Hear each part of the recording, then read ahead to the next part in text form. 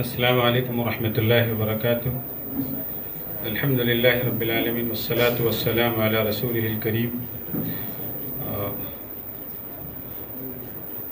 بہت معزز علماء کرام کے سامنے میں نے بہت معذرت کی، میں اس پوزیشن میں نہیں ہوں کچھ بولوں گا، لیکن بہرحال وہ میرے استاذ محترم ہیں اور ہم سب کے تقریباً وہ استاذ ہیں، تو سمجھ لیجیے کہ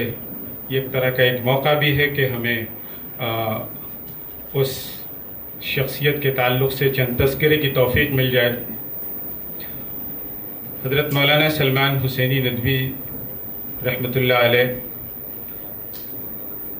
اگر آج کے دور میں کہا جائے کہ وہ ایک عبقری شخصیت تھے، یقیناً تھے۔ حضرت مولانا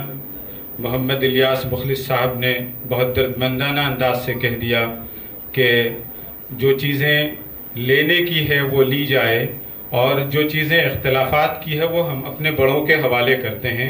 اور وہی اس کی دیکھ ریکھ کریں گے، اور وہ کر بھی رہے ہیں اور وہ کیا بھی ہے۔ انہوں نے جو موقع آیا ہے وہ کیا ہے، نہ ہم اس پائے کے ہیں اور ہم تو بہت دور دور سے بھی وہاں تک نہیں ہیں، اس لیے ان چیزوں کا ذکر نہ کرے تو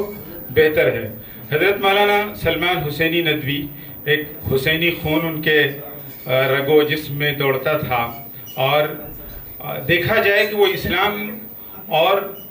اسلامی فکر کے غلبے کے کتنے متفکر تھے کہ دنیا بھر میں جو اسفار ہیں، جو ان کی تحریریں ہیں، جو تقریریں ہیں، ابھی ایک ہمارے محترم ماسٹر صاحب نے ذکر کیا کہ میں نے ایسی تقریر نہیں سنی، تو کیا زبان یوں ہی بول دیتی ہے کسی کی جب تک کہ دل میں نہ ہو؟ کسی کے دل میں ویسا ولولہ اور ویسا جوش اور ویسا جذبہ اور ویسی مخلصانہ فکر ہوتی ہے، تب جا کر زبان کچھ کہہ پاتی ہے۔ تو ان کی تقریریں، ان کی تحریریں اور ان کی کاوشیں پوری گواہی دیتی ہیں زندگی کے کہ وہ شخص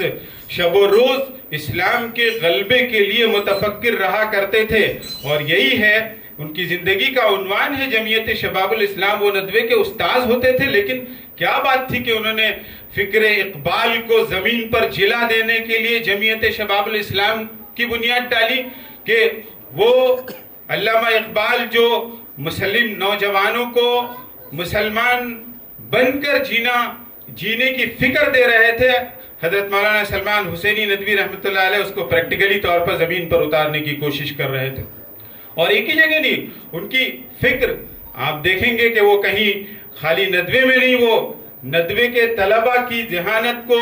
بنانے سنوارنے اور فکر میں نہیں ہے، بلکہ کبھی علی گڑھ مسلم یونیورسٹی کے ہال میں، کبھی وہ کہیں نظر آتے ہیں، کبھی ترکی کے کسی بڑے ہال میں وہاں کے اہل وطن کو خطاب کرتے ہوئے نظر آتے ہیں، کبھی علی گڑھ مسلم یونیورسٹی کے کسی کینیڈی ہال میں، وہ کبھی جامعہ ملیہ اسلامیہ کے انجینئرنگ فیکلٹی کے آڈیٹوریم میں وہ نظر آتے ہیں۔ تفہیم بھائی بھی اس کے گواہ ہوں گے کہ وہ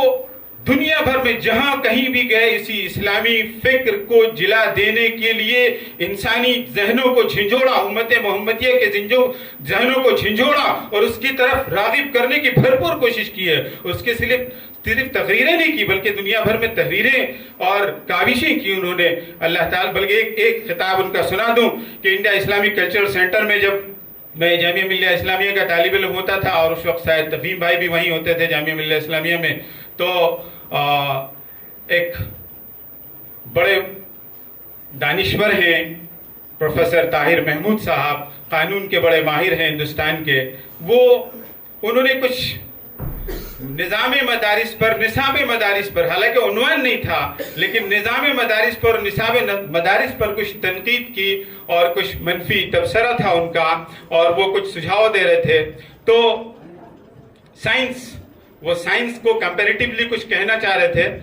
اور انہوں نے حضرت مولانا سلمان ندوی صاحب بھی وہیں موجود تھے، انہوں نے کہا عزیزم سلمان ندوی بھی یہاں موجود ہے، میں کہنا چاہوں گا۔ تو انہوں نے کہی اپنی باتیں۔ جب حضرت مولانا سلمان حسینی ندوی صاحب کی باری آئی، وہ کھڑے ہوئے، انہوں نے کہا کہ 2 لفظوں میں صرف ایک بات کہی کہ سائنس یہ سکھاتا ہے، یہ بتاتا ہے ہمیں، سائنس ہمیں یہ بتاتی ہے کہ یہ دنیا کیسے چلتی ہے، اور قرآن ہمیں یہ بتاتا ہے کہ یہ دنیا کیسے چلائی جاتی ہے۔ اور اس کے بعد پھر انہوں نے 2-3 منٹ اس پر تقریر کی، اور ایسا اس کنسپٹ کو اتنا کلیئر کیا کہ پھر وہی موضوع بن گیا، بعد میں آنے والے مقررین کا موضوع وہی بن گیا کہ قرآن کس طرح سے یہ بتاتی ہے کہ دنیا کیسے چلائی جاتی ہے، سائنس کیا بتاتی ہے کہ دنیا کیسے چلتی ہے، اور قرآن کیا بتاتا ہے، قرآن کیا سکھاتا ہے، اس دنیا کو کیسے چلایا جاتا ہے۔ تو قرآن والے اس دنیا کو چلا رہے ہیں۔ اگر یہ نہ ہوتے تو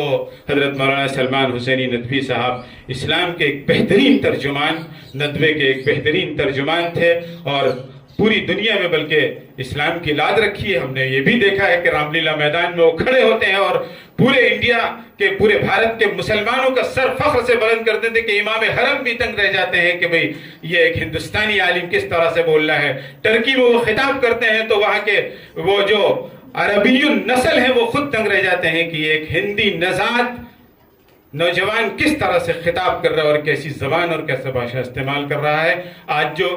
یہ فکری خلا پیدا ہو گیا ہے ہمارے میں کہ یہ اہل حدیث یا دیوبندی ہو، فکری، خدا کی قسم ہمارے اکابرین کے لیے ایک گندی چیز تھی۔ اگر ہم کر رہے ہیں تو ہم بہت گندی حرکت کر رہے ہیں۔ اگر کوئی اس نام پر حضرت مولانا سلمان ندوی صاحب کی وفات کے بعد کوئی ندوے پر کیچڑ اچھال رہا ہے، یا کوئی دیوبند کا تذکرہ منفی طریقے سے کر رہا ہے، یا کسی مسلک کا تذکرہ کر رہا ہے، خدا کی قسم یہ بہت گندی حرکت ہے۔ ہمارے علم سے کہیں اس کی مناسبت دور دور تک نہیں ہو سکتی ہے، بلکہ یہ علمی سطحیت کی ایک بہت بدترین مثال ہو سکتی ہے۔ اس لیے ہم ان چیزوں کو چھوڑیں، جیسا کہ حضرت نے بھی کہا۔ وآخر دعوانا الحمدللہ۔